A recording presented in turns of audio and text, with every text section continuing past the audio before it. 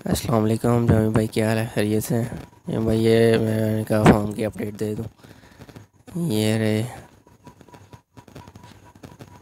उसके बाद ये एक फीमेल, और ये माल तकरीबन सारा कंप्लीट है, और ये भी कंप्लीट है। इसका भी वेट हो रहा है। ये तकरीबन मिला के मेरे ख्याल में 13-14 जोड़े बनते हैं, जो 1200 ग्राम प्लस हैं सारे। उसके बाद ये एक ब्रीडर मेल है अलग से अकेला। उसके बाद ये फीमेल है, इससे अभी 2 दिन पहले बच्चे अलग किए हैं।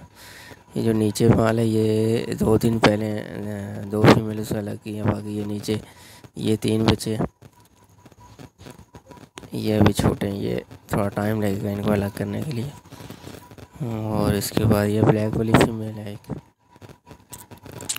एक ये वाली है, दूसरी ब्लैक वाली।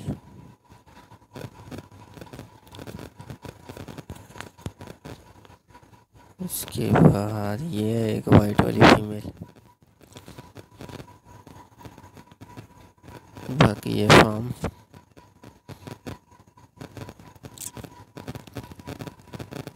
माशाल्लाह से मैं दोस्तों को ये रेकमेंड करूँगा कि एग्रीमेंट के अलावा जो है ना, ये रैबिट फार्मिंग कोई फ़ायदे वाली चीज़ नहीं है, क्योंकि मार्केट में ये बेचना बहुत मुश्किल काम है।